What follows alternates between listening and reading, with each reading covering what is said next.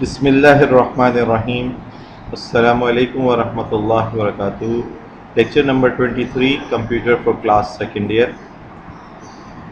Student, हमारा topic chapter number 2 algorithms and flow chart से related चल रहा था, कंट्रोल स्ट्रक्चर।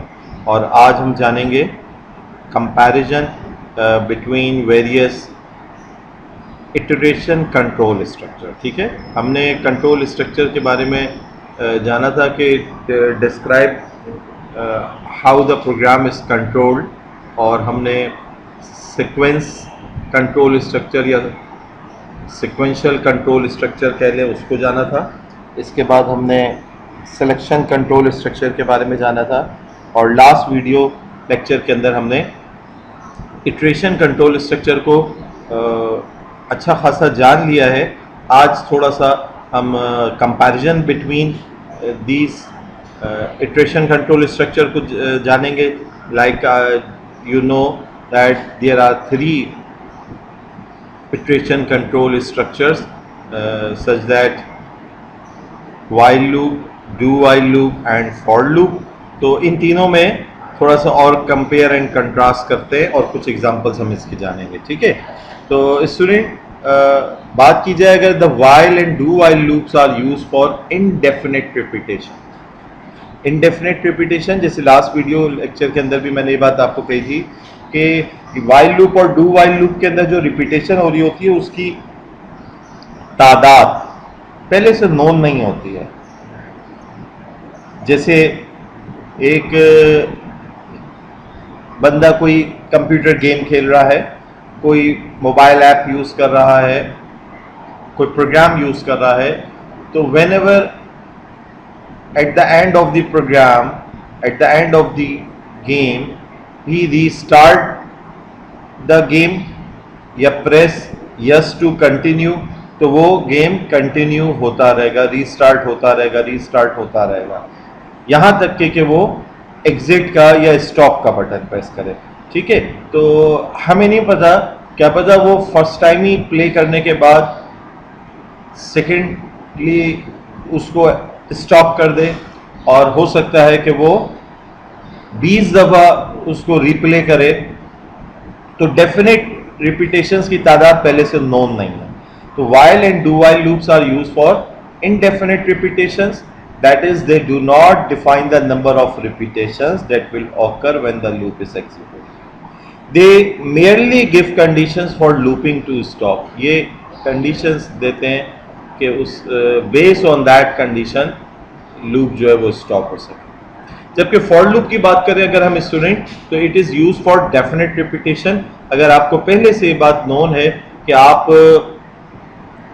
अपना नाम या यूज़र का नेम 50 टाइम्स रिपीट करना चाहते हैं, पहले से ये बात नोन है, तो आप ऐसे में फॉर लूप को प्रेफर करें। ये सिंपल स्ट्रक्चर भी है और आप बड़े आराम से 50 टाइम्स रिपीटेशन का सेटअप उसमें बना सकते हैं। It defines the number of repetitions that will occur during execution.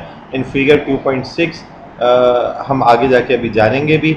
Are is called the initial value and S the end value और टेस्ट वैल्यू। और इसके अंदर जो है स्टूडेंट, हमने 2.6 फिगर को तो कल के लेक्चर के अंदर देख ही लिया था कि किस तरह से हमने फॉर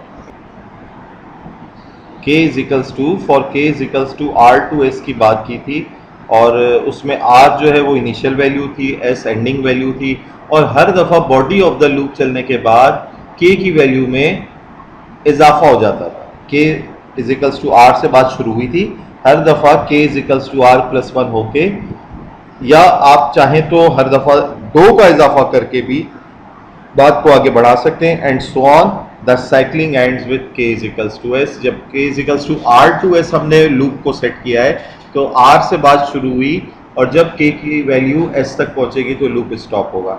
अब आपने हर दफ़ा k की वैल्यू में 1 इजाफा करना है, या फिर 2 करना है, या 3 करना है, इट्स अप टू यू।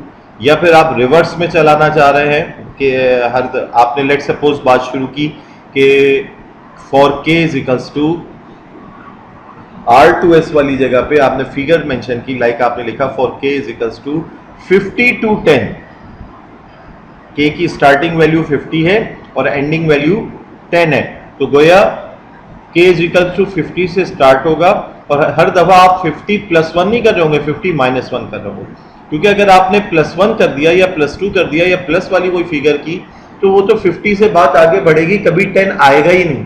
तो आपने क्या करना है, उस सूरत में माइनस करना होगा ताकि आहिस्ता आहिस्ता जो एंडिंग पोजीशन है यानी 10 है वहां तक पहुंचे। 50 से माइनस 1 होके 49, देन 48, 47 एंड ऑनवर्ड्स, यहां तक के वो 10 आ जाएगा और फिर बात खत्म हो जाएगी।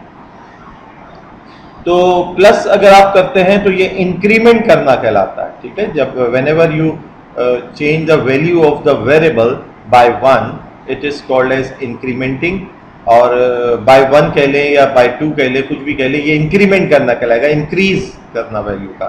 और अगर आप वैल्यू को डिक्रीज करते हैं, माइनस करते हैं किसी भी वेरिएबल की वैल्यू को, तो ये डिक्रीमेंट करना कहलाता है, ठीक है। तो बहरहाल फॉर के इज इक्वल्स टू R2S, के की वैल्यू R से शुरू होगी, हर दफ़ा इजाफा होगा, body of the loop complete होने के बाद इजाफा होगा, या फिर जैसे आगे जाके हम जानेंगे कि अगर हमने बड़ी वैल्यू से स्टार्ट किया, लोअर की तरफ जा रहे हैं तो हम डिक्रीमेंट करवाएंगे यहाँ तक के की वैल्यू S तक पहुँच जाए, ठीक है स्टूडेंट। अब मज़ीद कुछ जानिए डिफरेंस कि if we put the loop ending decision and the beginning, अगर ये बात हो रही है वाइल और डू वाइल लूप से रिलेटेड, अगर आप लूप की एंडिंग डिसीजन को बिगिनिंग में रख दें तो it is called a leading decision, ठीक है। जैसे वाइल लूप जब आप यूज करते हैं तो उसमें वाइल के साथ ही आप शुरू में कंडीशन रख देते हैं, तो ये डिसीजन जो है लीडिंग डिसीजन कहलाती है। और if we put it at the end it is called a trailing decision, यानी डू वाइल लूप के अंदर हम आप एंड में डिसीजन रखते हैं तो वो ट्रेलिंग डिसीजन। तो लीडिंग डिसीजन वाइल लूप में चलती है और ट्रेलिंग डिसीजन जो है वो डू वाइल लूप में चलती है। तो position of the decision constitute the basic difference between while and do while. While loop में बिगिनिंग में कंडीशन आप सेट कर रहे होते हो और वो कंडीशन जब तक ट्रू है लूप चल रहा होता है, रिपीटेशन चल रही होती है। डू वाइल लूप के अंदर आप eight the end of the body condition लगा रहे होते हैं, तो जब तक कंडीशन ट्रू रहती है body of the loop run होता है, रिपीट होता है, ठीक है। एज फिगर 2.4, ये फिगर भी अनफॉर्चुनेटली इस वीडियो में तो मैं नहीं आपको दिखा रहा हूँ, आप अपने सामने बुक रखिए, उसके अंदर हमने वाइल लूप को जो है 2.4, 2.5 और 2.6 में वाइल, डू वाइल और फॉर लूप के फ्लो चार्ट्स बने हुए, वहाँ पर ये चीज़ हमने शो की भी है, जो कि गुज़िश्ता वीडियो के अंदर ये फिगर्स गुजर गई। तो इन फिगर 2.4 अगर आप देखें उसमें, तो while test at the beginning of the loop, the diamond shape decision box is the first action of the loop process, जबकि do while loop test at the end, as we can see in figure 2.5 में आपको नजर आ रहा है कि उसमें जो diamond shape बना हुआ है वो एंड में बना हुआ है, बॉडी के बाद। द डू वाइल लूप की बात अगर हम करें, by the way guarantees that the loop statement are executed at least one, क्योंकि कंडीशन बाद में है। अब कंडीशन ट्रू है या फॉल्स है ये तो फैसला बाद में होना है, तो गोया बॉडी एक दफा तो लाजमी रन हो जाती है, फिर उसके बाद जो है अगर कंडीशन ट्रू है तो बॉडी ने दोबारा रिपीट होना है और अगर कंडीशन फॉल्स है तो एग्जिट हो जाना। तो ये लूप जो है डू वाइल लूप गारंटी कर देता है कि कम से कम बॉडी जो है एक दफ़ा तो ज़रूर एग्जीक्यूट होगी, एग्जीक्यूट यानी प्ले होगी, रन होगी, प्रोसेस होगी, before we make any test about whether to get out, ठीक है। तो टेस्ट तो हम बाद में कर रहे हैं, उससे पहले बॉडी ने रन होना ही है। अच्छा, this guarantee is not desirable depending on the program logic. ज़रूरी नहीं कि हमेशा आप ये चाहते हो कि बॉडी ऑफ द लूप एक दफ़ा तो लाजमी चले। तो अगर ये आपकी रिक्वायरमेंट है, जैसे गुज़िश्ता वीडियो लेक्चर के अंदर भी मैंने ये आपको बताया था, फॉर एग्जांपल हम ये चाहते हैं कि जब किसी गेम को ओपन किया जाए तो वो एक दफ़ा तो प्ले हो ही हो, यूज़र उसको प्ले के अमल से गुजरे और फिर उसके बाद वो डिसीजन लेके आया उसको रीप्ले करना है या स्टॉप करना है, एग्जिट करना है, व्हाट्सएवर, तो एक दफ़ा तो वो प्ले ज़रूर हो। लेकिन अगर आप स्टार्ट नहीं चाहते कि नहीं जी गेम ओपन हो और ओपन होने के बाद वो कंडीशन पूछे कि आप खेलना चाहते हैं, कंटिन्यू करना चाहते हैं या आप एग्जिट करना चाहते हैं, तो अगर वो शुरू में ही एग्जिट का कह देगा तो वो एक दफ़ा भी प्ले नहीं होगा। तो आपके प्रोग्राम की रिक्वायरमेंट पे बेस करता है कि आप एटलीस्ट बॉडी को without any test condition run करना चाहते हैं या स्टार्ट में ही आप चाहते हैं कि नहीं, कंडीशन अगर ट्रू हो तो बॉडी रन हो वरना ना हो। तो ये आपकी अपनी मर्जी पर मुनहसर है कि आपने वाइल लूप यूज़ करना है, डू वाइल यूज़ करना है या फॉर लूप यूज़ करना है। इंटरेस्टिंग इनफ स्टूडेंट, ये बात अभी से जान लीजिए कि हम रिपीटेशन वाला कोई भी काम, कोई भी केस होगा रिपीटेशन वाला, तो वो हम वाइल लूप से भी कर सकेंगे, डू वाइल लूप से भी कर सकेंगे, फॉर लूप से भी कर सकेंगे।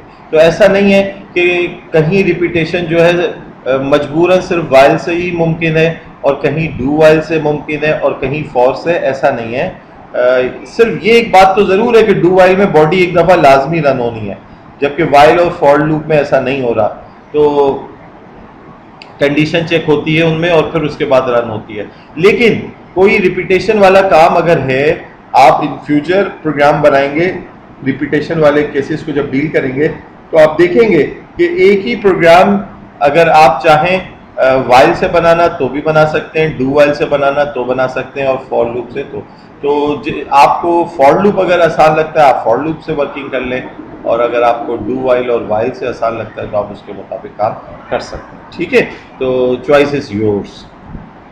नाउ स्टूडेंट, हम कुछ एग्जांपल्स डिस्कस करेंगे।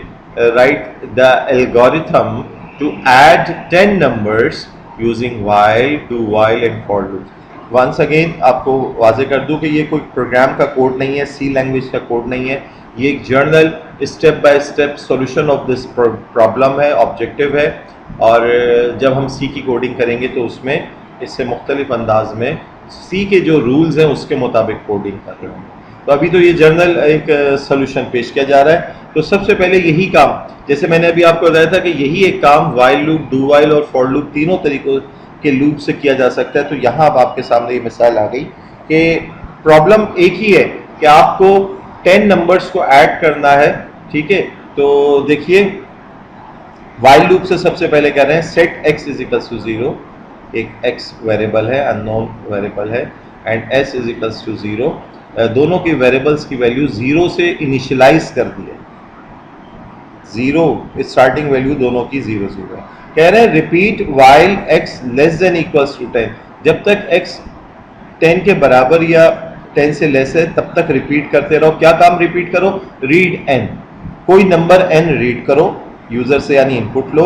सेट s बराबर है s प्लस n, s आगाज में 0 है यानी सम अभी कुछ भी नहीं है, लेकिन जब आपने कोई नंबर रीड कर लिया, फॉर एग्जांपल आपने 5 रीड किया, तो अब 0 प्लस 5 5 वो असाइन कर दो s। फिर x की वैल्यू में 1 इजाफा कर दो, x आगाज में 0 था, x की वैल्यू में 1 इजाफा किया, अब x 1 हो चुका है। अब क्योंकि रिपीट करना है x को जब तक वो लेस और इक्वल्स या इक्वल्स टू 10 है, तो x की वैल्यू अब 1 हो चुकी है। कंपेयर करेगा दोबारा, 1 is less than equals to 10, yes 1 is less than equals to 10। शुरू में भी उसने कंडीशन चेक की, x शुरू में 0 था तो 0 is less than equals to 10, yes की सूरत में, कंडीशन ट्रू होने की सूरत में इसने ये मॉड्यूल रन किया, ये बॉडी उसको बॉडी रन। फिर अब x की वैल्यू 1 हो चुकी है, 1 is less than equals to 10, yes. Again एक नंबर रीड करेगा और आपने फर्ज कर ले 10 इनपुट किया है, तो s बराबर है s plus n, right hand side पहले प्रोसेस होगी, फिर वो लेफ्ट को असाइन होगी। तो s की value previous up to date 5 हो चुकी है, 5 प्लस 10 15, 15 s को असाइन होगी। अब x की वैल्यू फिर एक इजाफा हुआ, x की वैल्यू अब 2 हो चुकी है, 2 is less than equals to 10। Again number read करेगा, अब आपने 3 इनपुट किया, उस प्रीवियस वैल्यू s की 15 हो चुकी है, 15 प्लस 3 इज 18, 18 असाइन हो गया है इसको, फिर x की वैल्यू में एक इजाफा हुआ। तो यू स्टूडेंट हर दफा जो नंबर आप रीड कर रहे हैं वो सम वाले वेरिएबल में अप टू डेट होता जा रहा है, सम की वैल्यू ग्रो करती जा रही है। पहले सम s इज इक्वल्स टू 0 था शुरू में, फिर आपने 5 इनपुट किया था तो वो 0 प्लस 5 5 हो गया था, फिर 10 इनपुट किया, 5 प्लस 15 हो गया, और 15 के बाद आपने 3 इनपुट किया था तो 15 प्लस 3 18 हो गया। और यूं होते होते x की वैल्यू भी हर दफा बढ़ती जाएगी, यहाँ तक कि वो 10 पहुंच जाएगी, और हर रिपीटेशन के ऊपर आप एक नया नंबर रीड कर रहे होंगे और वो सम कैलकुलेट होता जा रहा होगा। तो ये एक तरीक़ाकार है जिसके तहत हम फर्स्ट मतलब यानी कि कोई से भी 10 नंबर जो है उनको ऐड करने का ये हमने लॉजिक आपके सामने डिस्कस की। अच्छा, ये जब रिपीटेशन मुकम्मल हो जाएगी, सारा काम हो गया, अब बाहर आएंगे। अब एंड ऑफ वाइल लूप लिखा और जब बाहर आए तो हमने सिंपली लिख दिया राइट एस। अब जो भी सम है वो लिख दिया जाए, देन एक्स। ठीक है, तो आइए यही काम जो डू वाइल लूप से कैसे किया जा सकता है, तो ये देखिए। Using do while loop set x बराबर है 0 एंड s बराबर है 0, ये बात इसमें भी है कि अच्छा, इधर पिछले एल्गोरिथम में भी student s for sum use हो रहा था, सम की पर्पज से यूज हो रहा था। बहरहाल आप आज़ाद हैं, कोई भी अल्फ़ाबेट या वेरिएबल नेम लिख सकते हैं, SUM सम भी लिख सकते थे बहरहाल। तो और x किस पर्पज से यूज हो रहा है? x का काम काउंटिंग का है। हम 10 टाइम्स जो है इनपुट लेना चाह रहे हैं, डिफरेंट नंबर लेना चाह रहे हैं और उसके सम अप करना चाह रहे हैं। तो 10 से ज्यादा नहीं करना है और 10 से कम तक नहीं चलना है। तो ये काउंटिंग का अमल कौन कर रहा है? ये x वेरिएबल कर रहा है। आप देख रहे हैं x 0 से शुरू हो रहा है, हर दफा x की वैल्यू में एक इजाफा हम करवा रहे हैं और यहां तक के कंडीशन हमने लगाई हुई है कि x की value less than equals to 10 हो तो रिपीट करते रहो। जैसे ही ये लेस देन इक्वल्स टू 10 से बाहर निकले, यानी कंडीशन फॉल्स हो, तो रिपीटेशन का अमल खत्म होता है। तो ये एक तरीके से वो जो अक्सर एंट्रेंस पे कहीं बंदा बैठा होता है ना, जो बंदों को काउंट करता जाता है कि नहीं जी 50 अगर बंदों को एक वक्त में उससे किसी हॉल में इंटर करना है तो वो गिनता जा रहा है, 1 हो गया, 2 हो गया, 3 हो गया, 4 हो गया। जैसे ही 50 पूरे हुए उसने दरवाज़ा बंद कर दिया कि जी 50% जो है वो हॉल में इंटर हो गए। That's it. यहाँ पर x का किरदार जो है एक काउंटर वेरिएबल का है। तो लूप्स के अंदर ये काउंटर वेरिएबल जो है काउंटिंग पर्पस से यूज होता है for the counting the iterations, repetitions को काउंट करने के लिए। बहरहाल डू वाइल लूप क्या कर रहा है? डू का कीवर्ड लिखना है और आप देख रहे हो सबसे पहले डू के बाद फौरन बॉडी आ गई, नंबर रीड कर लो। सेट s बराबर है s प्लस n, जो भी नंबर पहले s की वैल्यू 0 है, जो भी नंबर इनपुट हुआ n में ऐड हुआ, s को असाइन हुआ, फिर सेट x की वैल्यू में एक इजाफा हुआ। अब कंडीशन चेक कर रहे हैं कि x की value less than equals to 10 है, अगर 10 से लेस है तो ठीक है, फिर यही बॉडी रिपीट होगी, फिर x की वैल्यू में एक इजाफा होगा। तो x की वैल्यू 0 पे वर्किंग हुई, 1 पे हुई, 2 पे हुई, 3 पे, 4 पे, 5 पे, 6 पे, ये सब वर्किंग हुई। तो इधर बहरहाल लेस देन इक्वल्स टू 10 के बजाय लेस देन 10 सिर्फ लिखना चाहिए, ताकि 0 पे वर्किंग हो चुकी है और 0 से लेकर 9 तक 10 टाइम्स हो जाएगा। यहाँ लेस देन इक्वल्स टू 10 में अगर हम जाएंगे तो ये 11 टाइम्स वर्किंग कर देगा इसकी। तो बहरहाल अभी आप तो ये इस बात को प्रैक्टिकली जब करेंगे तो उस वक्त ज़्यादा अच्छा सा समझ सकेंगे। अभी तो आपको मैं ये परफॉर्म करके दिखा नहीं सकता, तो समझा सकता हूँ, सिर्फ आपको नज़र आ रहा है। x की वैल्यू जब 0 थी तो ये बॉडी चली, फिर x की वैल्यू में एक इजाफा हो गया तो ये बॉडी चली, क्योंकि 1 लेस देन इक्वल्स टू 10 है।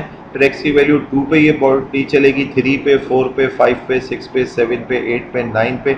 x की वैल्यू जब 10 हो जाएगी तो 10 इज लेस देन या इक्वल्स टू 10, यस, लेस नहीं है तो इक्वल तो है, फिर बॉडी चलेगी। तो 0 से स्टार्ट हुआ और 10 तक जा रहा है तो ये तो 11 टाइम्स हो गया। तो लिहाजा अगर आप इधर सिर्फ x लेस देन 10 लिख दें तो गोया 0 से लेकर 9 तक वो जा सकेगा। 10 पे कंडीशन फॉल्स हो जाएगी और वो एंड ऑफ वाइल लूप के जो कि मेंशन है बॉडी से बाहर आ जाएगा और फिर हम जो भी अप टू डेट सम की वैल्यू s वेरिएबल में सम इकट्ठा हो चुका होगा सारा, वो लिख दिया जाएगा। ठीक है, और हम एग्जिट कर जाएंगे। ये डू वाइल लूप था। मेन चीज़ इधर सीखने की ये है कि आपने do this one, this action, do module A, फिर कंडीशन है, तो एटलीस्ट एक दफ़ा तो ये मॉड्यूल चल ही रहा है। ठीक है, नाउ फॉर लूप की मदद से यही काम 10 नंबर्स को ऐड करने का कैसे मुमकिन है? तो using for loop set s बराबर है 0, सम अभी आगाज में 0 है। For i is equals to 1 to 10, ये देखें कितना आसान है कि i की वैल्यू हमने बता दी 1 से लेकर 10 तक चलनी है बाय 1। हर दफा 1 का इजाफा i के अंदर होना है, 1 से शुरू होनी है, फिर 2, 3, 4, 5, 6, 7, 8, 9, 10। रीड करो n, ये फॉर की बॉडी में हम लिख रहे हैं। हर दफा n एक कोई नंबर रीड करो और सेट s बराबर s plus n।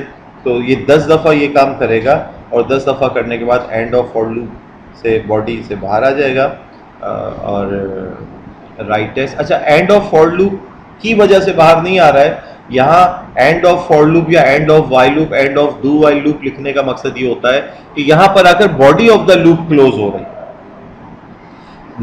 Step number 3, for loop की बॉडी में शुमार नहीं हो रहा है। तो जब ये 10 टाइम्स बॉडी रन हो गई तो लूप की बॉडी से बाहर आ जाएगा कंट्रोल, और फिर राइट एस सम लिखा जाएगा स्क्रीन के ऊपर एंड देन एग्जिट हो जाएगा। ठीक है, तो स्टूडेंट आपने I think and I hope कि बहुत अच्छा सा समझ लिया होगा कि while loop, do while loop और फॉर लूप का एल्गोरिथमिक स्ट्रक्चर क्या है, फ्लो चार्ट में कैसे उसको रिप्रेजेंट करना है। बाकी इंशाअल्लाह ताला जब इसको कोडिंग में हम करेंगे चैप्टर नंबर 8 के, और भी इंटरेस्टिंग किस्म के इसमें फिर काम होंगे और बड़े दिलचस्प किस्म के प्रोग्राम इसमें आउटपुट्स क्रिएट किए जा रहे होते हैं। तो इंशाअल्लाह ताला चैप्टर 8 में इसकी कोडिंग को भी हम डिस्कस करेंगे इंशाअल्लाह। जज़ाकल्लाह खैर, सी यू नेक्स्ट टाइम इंशाअल्लाह। अस्सलाम वालेकुम व रहमतुल्लाह।